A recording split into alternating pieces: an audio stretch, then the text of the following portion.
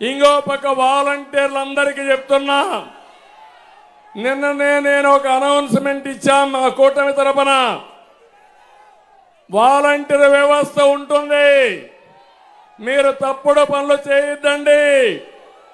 మీకు ఇచ్చే జీతం 5,000 నుంచి 10,000కు పెంచే బాధ్యత మాది.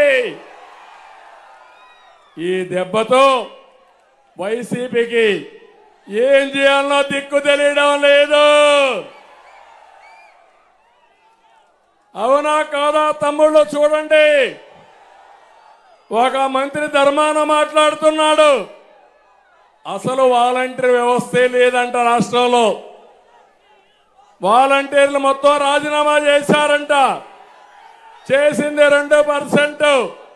మళ్ళీ వాలంటీర్లకు విజ్ఞప్తి చేస్తున్నా, వాళ్ళు చెప్పిన మీరు రాజీనామా చేయొద్దండి, మీకు అండగా మేము ఉంటామని వాలంటీర్లందరికీ హామీ ఇస్తున్నా.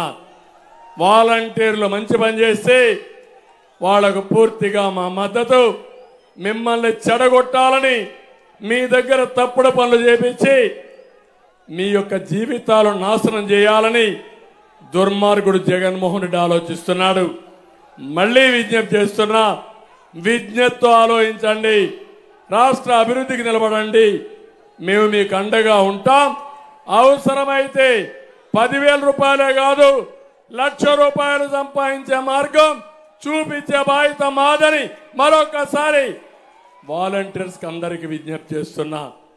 తమ్ముళ్ళు, ఇవన్నీ ఒక ఎత్తైతే ఇక్కడ మీ నియోజకవర్గం